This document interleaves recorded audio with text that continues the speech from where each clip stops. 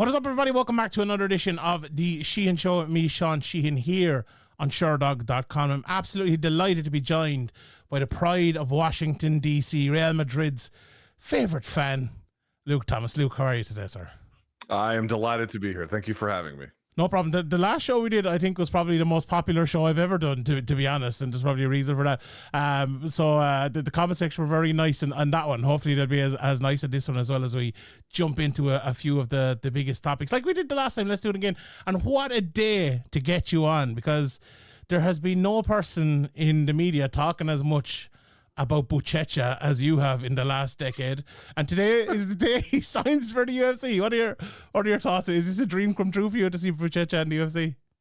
I mean, yes and no, right? So on the one hand, first of all, just on a basic level, he appeared like many athletes that MMA fans are going to know have complained about being locked into one. We know Renier de Ridder was complaining about this and not being able to get fights and blah, blah, blah. So just on a basic level, that there is a guy who still has combat sports life left and he can make use of it. I'm pretty happy on that level, and I think most MMA fans would agree. Now, specifically on the issue of Buchecha, I mean, I have mixed feelings about this. So I'm excited he's here.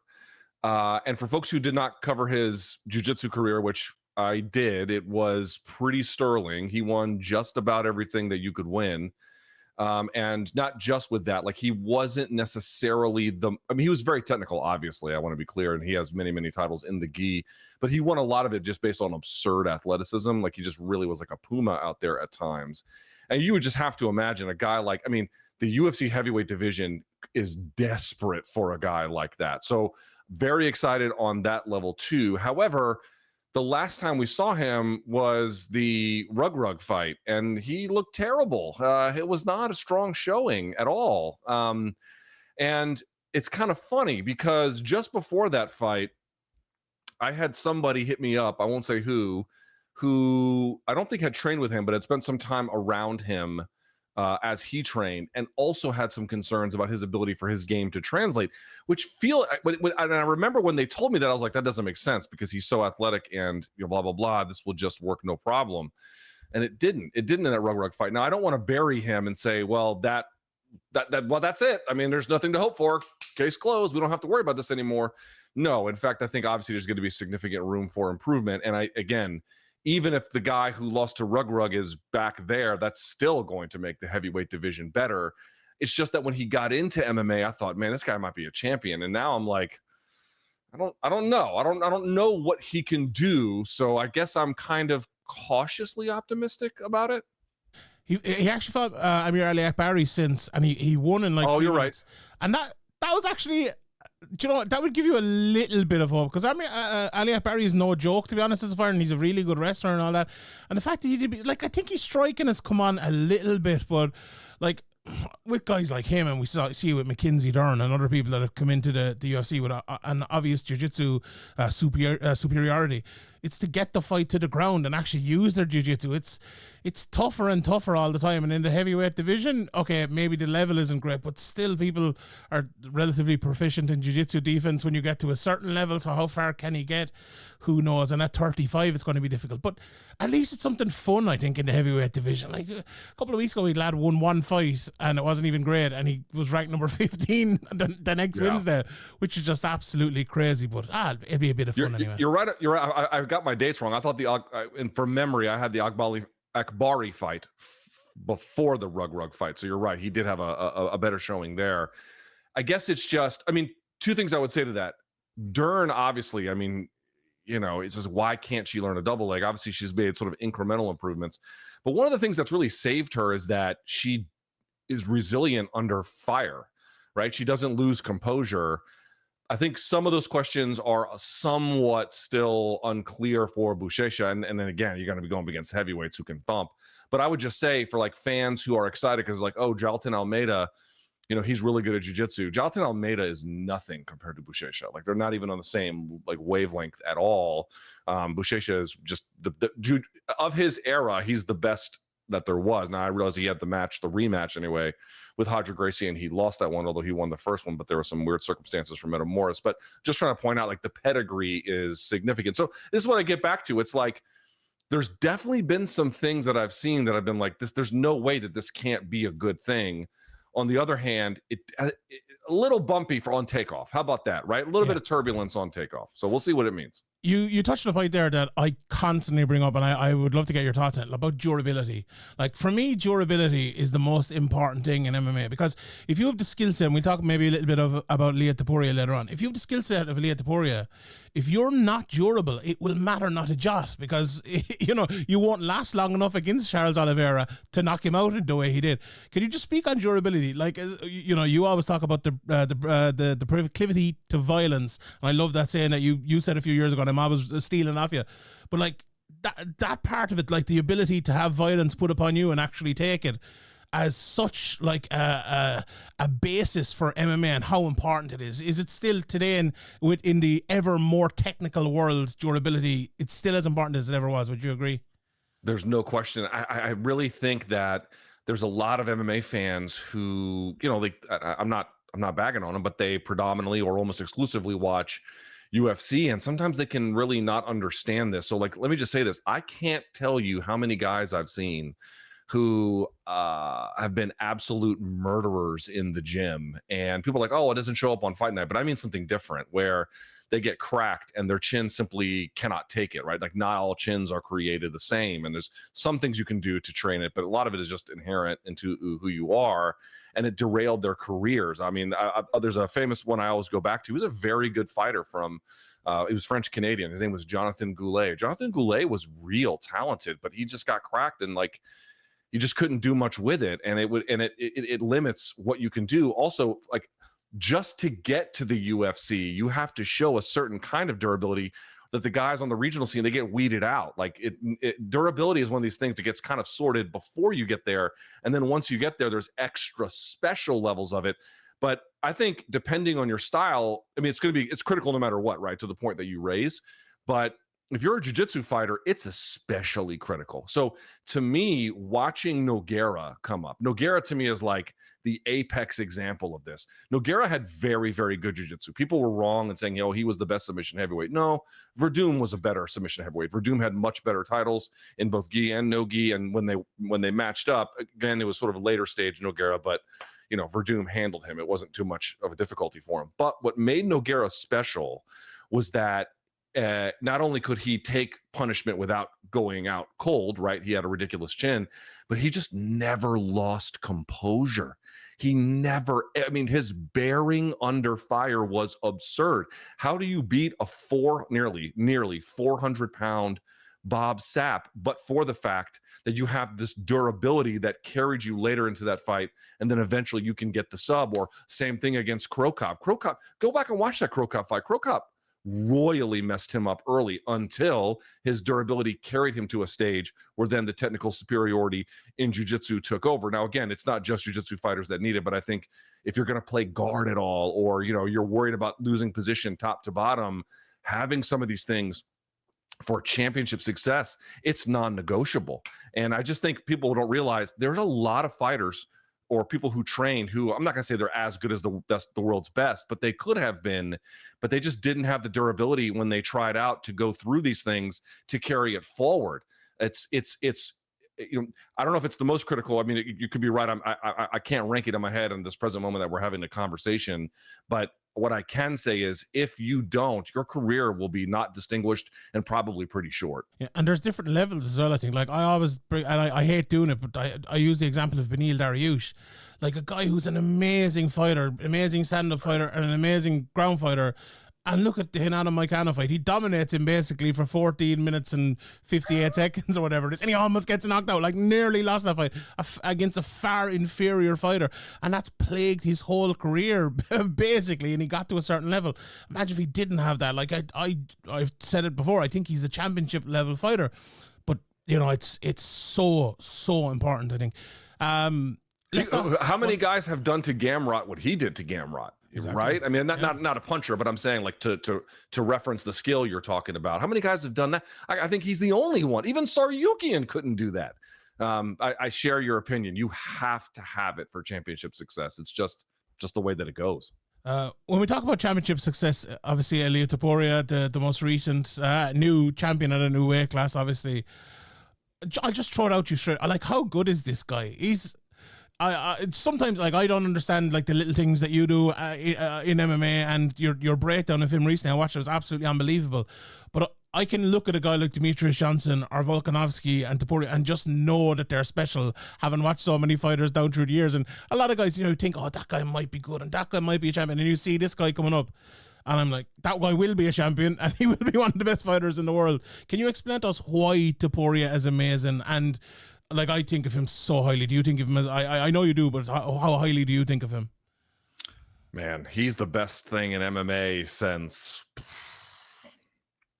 McGregor. I mean, something like that, right? I'm trying to think of a talent who just bulldozed people like that with, you know, I mean, you know, obviously luck plays some kind of role, but not really, right? I mean, he's vastly superior. He is, it's hard to describe how good he is.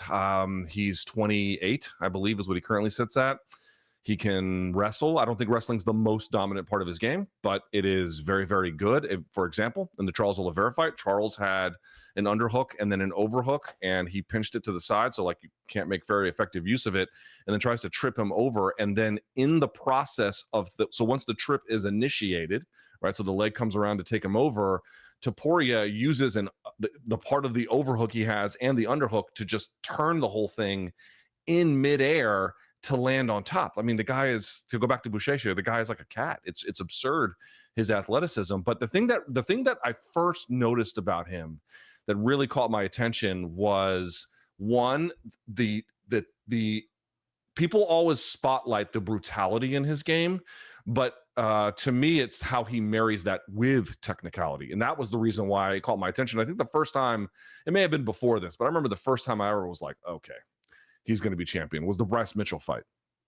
When Bryce Mitchell was getting just absolutely lit up. Now, he did get that one takedown at the end of the first, but what really caught my attention was when he was able to stuff takedowns athletically, turn him off the fence, like all these little tiny technical details. And then he was able to pancake him flat off of that head and arm triangle, like just ripping him to, like manhandling him. But through that, like a lot of times manhandling is just, you know, Hulk smash kind of brute strength. But to the point you raised about Demetrius, you know, throwing guys up in the air and then arm barring them on the way down. I'm not saying it was as good as that, but it's the same kind of thought where you're physically maneuvering another person around, which is a sort of a loose kind of way in which to interact with them. And then it has this perfect, technically controlled finish at the very end, to say nothing of the fact of how much he beat him up on the feet, the body punching he did on Damon Jackson. And that one also caught my attention because of the angles that he used. And then the body punching delivering that he used, that side angle was kind of, it wasn't identical, but it's a similar kind of angle to the one he finished Volkanovski with. Like, he's got a real command of not just the full breadth of the game, and he's got this youthful exuberance, but he might be the most dominant puncher in the game today. Not that he can punch as hard as Tom Aspinall, but I'm saying such that there is a pound for pound kind of thing, like the guy who can maximize it the most, and the way in which he's able to deliver it technically, and then the way in which he finished Charles, you know, like that same, you saw the breakdown, like early in the fight, you have the exact same sequence and it misses because he didn't calibrate the distance quite correctly. 2 minutes later, he just takes a slight step backward and then out. And oh my God, it was Armageddon. The difference is incredible. Like the people don't understand this. Not every fighter, including very good ones, can make quick adjustments. They can look at something and then go, aha, right. I can how many times have they interviewed a fighter after the fight is over and like, hey, walk us through this? They're like, I don't remember what happened. You know what I mean? I don't even know. You know, that they can't, but to have the presence of mind to make minute details and then for those to work, you have to know what the details are that you have to switch. You have to have the confidence to do them. And then, of course, you have to have the other parts of the delivery. His footwork is pristine. His punching dynamics are pristine. His angles are pristine. He's a black belt in jiu-jitsu. Like, no one is a perfect fighter. And I think different ways, Patty could test him, Saryukin could test him, certainly Islam. But, I mean, talk about having your bases covered. He is special generationally. They don't come around too often like this guy. One thing I would say, just to add to that, and we move on from it, but I think the bravery as well is so amazing, because like the sequence which, or it was an earlier sequence, sorry, where he hit Oliveira hit him on the comeback, and then he immediately came back and hit him with that shot that cut him. It's like there's most fighters will hit you, get hit, and then we'll reset and we'll go again. But he immediately struck back for the third of the 3 blows, and it was the best of the 3 blows. Like that is that sort of thing is unusual in MMA and boxing or whatever it might be, because of what happened in the middle of it. And for him to do that, like with the confidence, with the technique, for him to have the bravery and the durability as well, which we talked about earlier, this guy is special in so many ways. It's unbelievable. But let's see if we can keep going, because I always say it, like, people are on the way to being great, on the way to be the best in the division, but they're not there until they get there. And let's see what happens for him next. Just before we move on, the Makhachev fight, like, I have been blue in the face talking about this for the last few weeks. Like, I don't see a better fight in MMA today than Topuria and Makhachev. Is this one of those fights that, in your opinion, if you were matchmaking, that you would cancel everything just to make this, or would you allow Topuria go at 155 and allow Makhachev to go at 170? At this point, I would allow Makhachev to at least fight JDM, just given where we are today, right? Okay. I mean, if this was like 2 months ago, maybe I'd feel differently or something, but as it stands today, I would let him finish it, so that way, he at least gets the opportunity to get a belt in the second weight class. But then I'd probably just pull the trigger on it. I mean, this was not a fight that I thought we needed. Not that I didn't think it was amazing, but I was like, well, we can get a bunch of other fights and we'll be all right. But now I'm like, I don't know, man. I don't know. Listen, Topuria could lose his next fight, right? Maybe Saryukian wrestles him for 5 rounds or something, but I don't think so. I think Topuria probably doesn't have a peer at 55. So, I would ask that. I do think the problem is where we're at now, right? At where we're at now, I do think that the JDM fight has to happen for Makhachev. And I do think Paddy versus Ilia is kind of awesome. And so is Saryukian. Like, I kind of want those to happen. But I suppose in a world where you could kind of check those off, would I make it thereafter? For sure. Because I just don't. Islam seems to me like the kind of guy that really could test Topuria, not in terms of punching power, not in every way, but the levels that he can play, and certainly the experience that he brings, and the depth of his submission game is dynamite. So that's the one I would go. But like, dude, I lived through this goddamn debate. When is St. Pierre gonna fight Silva? When is Silva gonna fight St. Pierre? And it just never happened. It just kind of fell apart. And so my fear is, if I can be honest, that we're probably closer to that territory than not. Which is mad, because we're in an era where champions fight champions. Like, we're in an era where Pantoja is the standout champion because he's won so many in a row. And the one fight that we have to have, in my opinion, we're not making, which is crazy to me. But anyway, UFC at the White House. Luke, you're in Washington, D.C. Are you, like, I'm not a big politics guy or anything like that. I try to keep politics out of it as much as I can. I would love if there wasn't any politics in any MMA and I could ignore it all the time. But at the same time, I'm kind of excited about the UFC at the White House. I don't know why. Where do you stand? What was your initial thoughts when Trump got up and got laughed at initially when he said we're going to have a UFC in the lawn of the White, which was my favorite part of it all. But what are your thoughts on it as a DCer? It sounds a little, I mean, I get why they laughed. It sounds a little absurd, we're going to have cage fights on the lawn of the White House. Like, okay. I mean, this is one of those things where it's like a Rorschach test, right? Where who you are and where you live and what you believe will probably color this answer. So, like, for example, I've been told that it's actually the Australian left that has embraced the UFC, not the Australian right. It's actually a bit of a difference there. And I would imagine if you're Australian, probably sounds pretty cool, right? Hey, president, whatever the equivalent of the house that their president lives in, or whatever. Or if you're Irish in particular, like, hey, that might sound pretty nifty. And I get it. And also, if you're just an American MMA fan, I get that you're probably like, that's a cool backdrop, or that's a cool signifier of we've made it. I think all of those are, depending on who you are, pretty valid perspectives. I would just say, as an American, I don't know. I don't know how I feel about this one. I mean, here's my basic problem.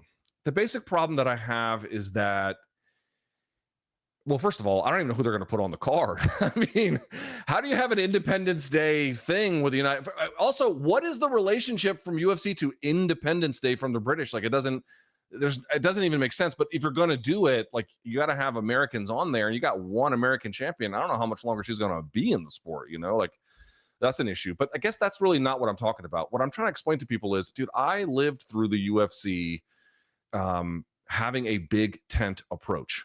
And the approach was, this is a sport for anybody. And it's a sport for blacks, whites, tall, poor, rich, East Coast, West Coast, Irish, British, French, anybody. And what the success of the UFC machine was, and this was powered by many people, including but not limited to, especially in the later teens, Rousey and McGregor and all those kinds of folks. The whole concept was of winning over skeptics, right? Proving those people wrong. The people who said, oh, this can't be popular, or this sport is no good. It was getting them to change their mind.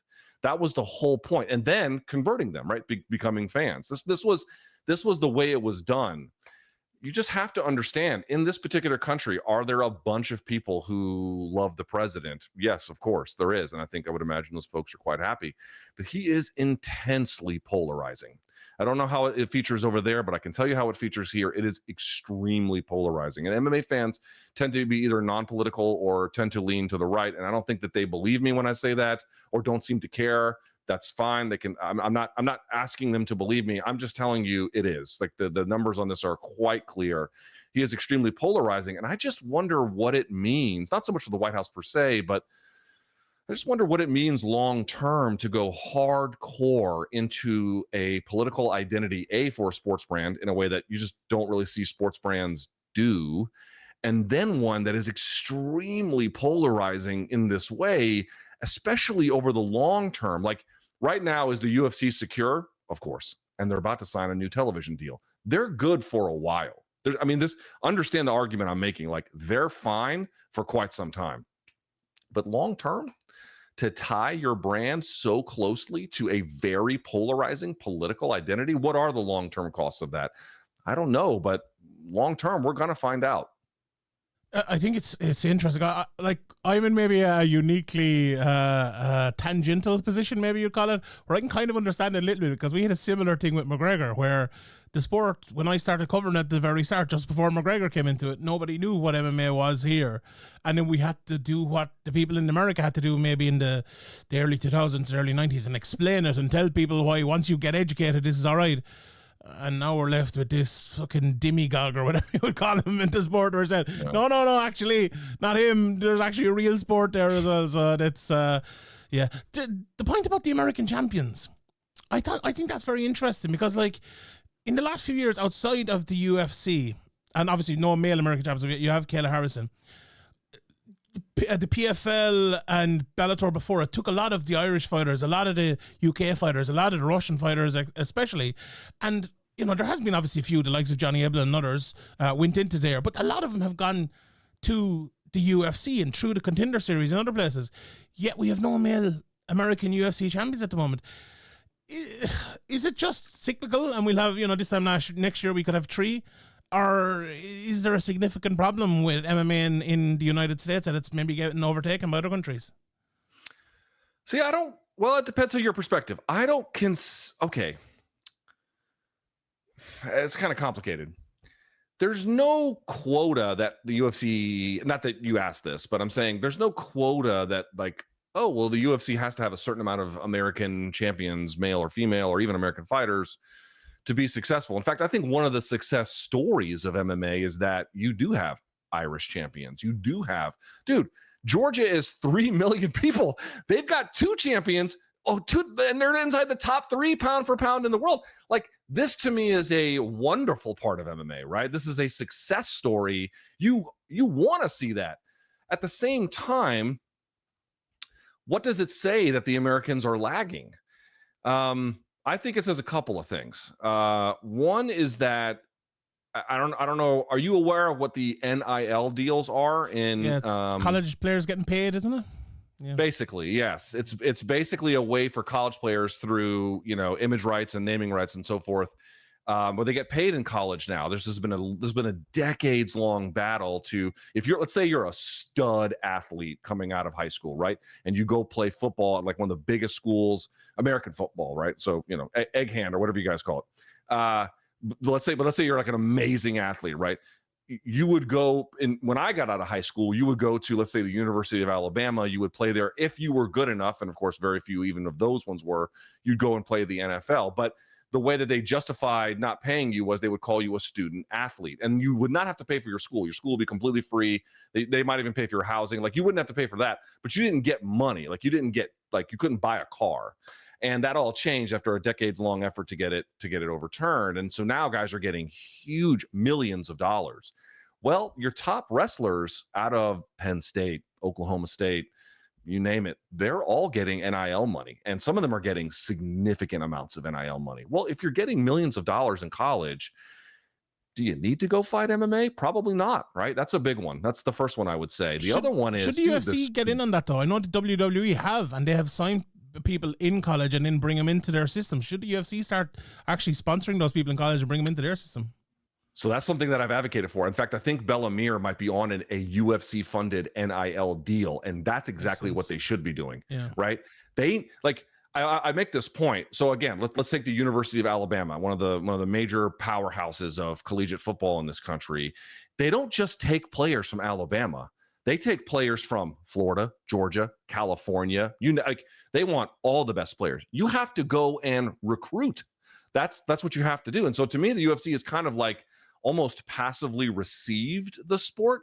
And I think we're in a different place now because, as I mentioned, NIL is one. The other one is, dude, the growth of sport jiu-jitsu has changed the equation more than folks seem to realize. You've got a number of guys who have wrestled, and they may not be like the highest level of college wrestling is obviously Division I. That's the one where Bo Nickel won 3 national titles. But there's Division II and Division III, and getting into the differences is not the point here. But you can, let's just say this: you could be like a Division II national champion and be very good. Kamaru Usman was a Division II wrestler, right? Those guys are all like, well, wait a second, I can make money doing sport jiu-jitsu pretty significantly at this point. Maybe not like, millions that you could make in MMA, but the trade-off is I don't have to get my head bashed in. That is pulling them away at this point too. And so I think that the way in which the UFC, as I indicated before, there were so many things where they were the savior to this whole host of athletes that would have never had a career before. Now they're not in that same way. And the last thing I would say is, I do think that years of stories about fighter pay have had an effect. I can't prove that. I don't know what data to that exists, but it does seem to me that more athletes are just making a cost benefit analysis about, how much money can I get doing this, and what do I have to tolerate to get it? And they're just not making the same calculus. And lastly, I would say is, I think head trauma is just being scrutinized a little bit more across sports than it once was. And so all these factors are kind of playing a role. Last topic I want to talk about, and then a couple of quick fire questions. I appreciate the time, Luke. The adjustments to the scoring criteria, or the writing of it anyway, because it's funny. It's not really been adjusted. The adjustment has happened in the last 2 or 3 years, and I've reported some of it. And I think maybe some people didn't believe me at the time, but now I'm delighted it's actually in writing, and maybe I'll get a pat in the back at some stage for that. But what do you think of this? With obviously it's been that way for the last few years, but damage being the most important thing now. And what was your general thoughts when you read the rewriting of the criteria? I thought, okay, I'd be curious to get what your thoughts on this are too. I would say that I thought 95% of it was great. That was my exact thought. Yeah. Okay. All right. I'm curious to see what the 5 is. I'll tell you my 5 in just a second, but just as a general observation, they just seem to, some of the old language seemed like euphemistic or, impact or whatever. And now the language just seems so much more, or the proposed language anyway, seems so much plainer and common sense and straightforward as it relates to effective striking, grappling, damage, what these things are and what matters, looking for signs of distress with a choke, all these kinds of things. I thought all of that was great.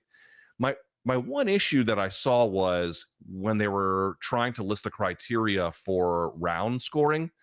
And then if you get to like 10-8, so what they basically are saying now is, before it was like the 3 Ds, damage, dominance, and duration. That's not the case now. Now that they're basically arguing is, if you look at the criteria, there's like a bunch of ways to get a 10-8. And duration doesn't need to be there necessarily anymore. You could beat someone up in a way that is like so thorough, but maybe it doesn't meet the old sense of, it has to go 3.5, 4 minutes for it to count. That's not really in play anymore. Or you could have some duration and some damage, and that also might be enough. To me, I understand what they're trying to do. They're trying to make it so that you have more defined, clear options, 10-10, 10-9, 10-8, and they even have 10-7 listed out there for like the extreme cases. But the 10-8 criteria to me actually got way more confusing. I'm not sure I have a clear grasp on it either. I'd be curious to hear what you think about that. That's the part that has changed in the last few years. And I talked about this loads at the time, that they started giving less 10-8s. Basically what they want to do is they don't want to give 10-8s for a round where someone takes someone down, lies on top of them for 5 minutes and doesn't do anything. So like in that case, you'd have 2 of the 3 Ds without the damage. And there was an argument that you could give it. And a lot of the, let's say, what's the best way to put this? American judges would score the wrestling and give it. So they wanted it to, you have to have the damage. You have to, and you don't have to have the other 2. If the round is even for 4.5 minutes, and Ilia Topuria knocks you down and beats the living shit out of you for 30 seconds, that can be enough. If he bursts your face open, if you wobble back to your corner, that can be enough for a 10-8, which I think is good. I think is actually better. It makes a lot more sense. The problem is we started seeing a lot less 10-8s because of that, because those rounds where people were lying on top of them for 5 minutes, they weren't being given. And there was a lot of this. And there was a specific fight. It was one of the Amanda Nunes fights. You'll remind me. She went 5 rounds with someone who wasn't amazing. God almighty. I can't... Anyway, there was a specific fight, and Dana White went mad over it, and they changed it because of that. Basically, they didn't want it to be that way anymore. So it's been working okay for the last while, but there's no change when this is implemented. If it is implemented on the 1st of January or whatever, it won't change anything. All these things have already been changed. The biggest issue I had, there was one paragraph where there was the wording about takedowns and about It basically said the impact from a takedown will score, and then it said the impact from a takedown or a reversal or a movement, going to a better position will score. But they didn't say it should be the impact from the takedown, the impact from the movement to position, the impact. They should have used the word impact like 17 times, or the damage in this case, and they didn't. That was my biggest issue. But the last thing I'll say in this, and we'll end it. So I heard someone saying today, what good is wisdom unless it helps the wise? And that's my biggest issue with this. Like, what's it actually going to do? Like, is it going to help the judges? Is it going to help the sport? Is it going to make life easier for people talking about the sport?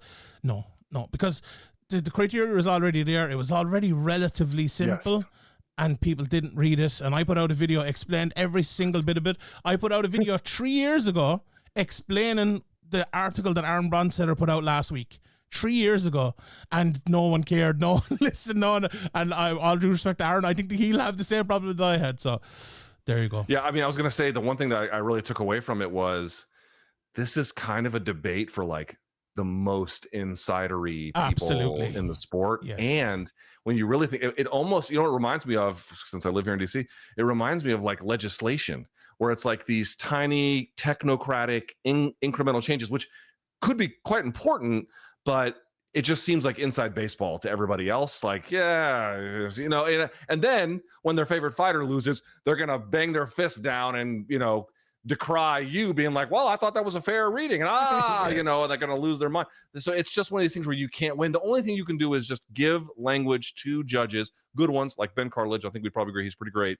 Give language to them to make the best decision possible, and then you just have to live with the consequences. That's it. Indeed. 3 quick fire questions. All right. Is Jack Della Maddalena in the top 5 welterweights in the world? Yes. Yes, he is. You want me to give an explanation, or just say yes? I'm going to say no to that one. Like,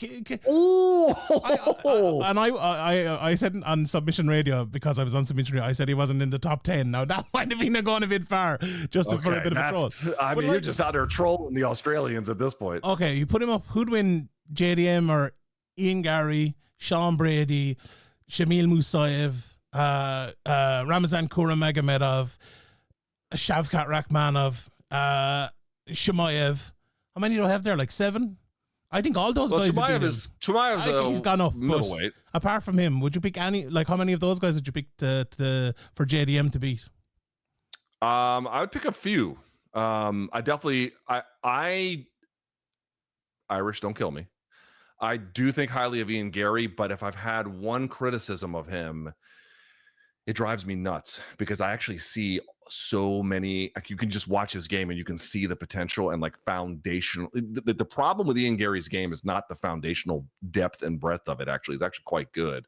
The problem is the finishing mechanics on things and that little extra to get the most out of it in terms of like things we talk about, Ilia Topuria, managing distance in the right way.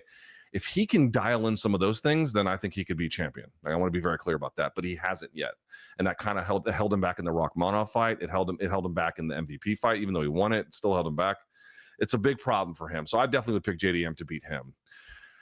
Rachmanov hasn't been here for a while. I'm not sure what to say about that. I've been high on Rachmanov, obviously, but he's been gone for a while. JDM. The thing about this is, I did not have JDM there before. Like, if you had asked me this before the Bilal Muhammad fight, just based on what we had seen, I'd been like, I don't know, But he showed so much improvement, and the big improvement that I really that I thought was quite important was, you look at the previous fights, was like guys would go for a takedown on him and they would get underneath, and then he'd have to fight out from a bad position every time. He wouldn't greet offense at the point of contact with defense. He would have to just rescue himself later.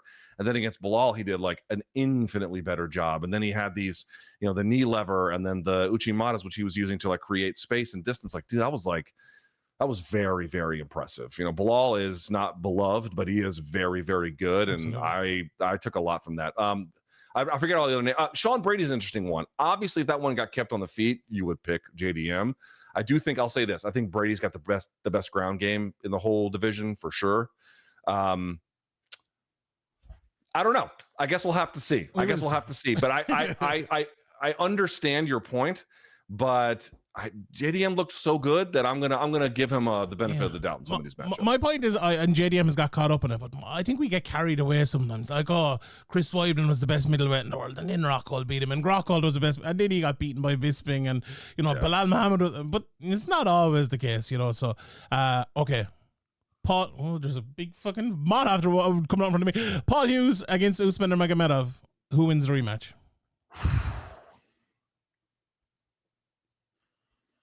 The last time we did this, we spent like 15 minutes talking about Paul Hughes, and he just proved us so right. So thank you, Paul. Yeah, Paul Hughes. So back when we had a different sponsor, this was 2021. 2021. We had a sponsor who wanted us to spotlight up-and-coming guys who were hammers. Aaron Blanchfield, Ilia Topuria, and Paul Hughes were the three ones that we picked. In general, those picks have worked out pretty well. Yes. I'm a big believer in Paul Hughes, and I've been a big believer in Paul Hughes. I have such respect for his game. Now, he went up against Usman, and Usman showed his class. I don't think that's unfair to say. He did. But I think that Paul Hughes learned so freaking much from that, about where he belongs, what he has to work on, but what he could have done differently for the next time, that yes, I think that Paul Hughes would beat Usman in a rematch. Yes. Last question. Who wins the Super Bowl next year? Ooh. Okay. Who are the two most loathsome effing teams? Not Washington. I'll tell you what. It's probably going to be the Chiefs because that's just the world that we live in. But my Washington Commanders, who have been terrible forever, because we had, at least in North America, we had the worst owner in sports. He sold the team, and it was, I can't even explain to you. We went from being the laughingstock of the league to playing in basically the top four, the semifinals of the entire thing. Now we got beat by Philly, who ended up winning the whole thing. You know what? Philly is the answer. Philly's going to win. But I tell you what, I wouldn't be surprised. They added some key pieces to the Washington Commanders in the offseason, Deebo Samuel being one of the big ones. They drafted well. I mean, they did everything. I don't know how it works in some of the sports that you guys watch over there in Europe, but here, one of the most important things is the front office, the guys with the suits on who make the hiring decisions, who are the ones that make the call about the draft, the ones that lead the organization. And the guy who they brought over was the guy from San Francisco who won a Super Bowl for them. His name is Adam Peters. And it's like, I can't even explain to you, everything works now. Everything opened up. It's like when the Soviet Union fell or some shit like that. Like, it's just, it's been a revelation. It would not surprise me if we have this conversation in 1 year and I'm basking in the glory of a Washington Commanders Super Bowl victory. But the answer's Philly. It's the hope that kills you, isn't it? Say again? It's the hope that kills you. No, I used to be so despondent because it was year after year they would just lose, and there was literal raw sewage coming out of pipes at the stadium, and the stadium parts were collapsing, and people were leaving. It was just the worst. It was this franchise basically in the 80s and 90s, they won 3 Super Bowls in close succession. It was widely considered to be one of the best franchises in the entire league, and then it just got ruined. That's when I lost hope. Now with Jaden Daniels, who's the quarterback, who's a revelation, now I have real hope. And they proved it. They made it to the semis. Pretty important. I hope you do. I have Man United. We have nothing because we're absolutely terrible. Can't sign anyone. So we're best. Oh, can I ask you a question? Yeah, go on. Have you seen the guy on Instagram who refuses to get a haircut until Man United win 5 games in a row? I have. Yeah. He's gonna have a ponytail pretty soon, I think. Oh God! If we 5 games in a row seems so impossible for this Man United team. It's crazy. That poor guy. He might literally die before he gets a haircut. So, Luke, thank you very much for time. I always take up so much of your time. I really, really appreciate it. I know all the people will as well. And we'll meet back here this time next year, and we'll do it all over again. Luke, thank you very much for joining me. Thank you to everybody for listening. We'll see you all next time. Good luck. Okay, thank you.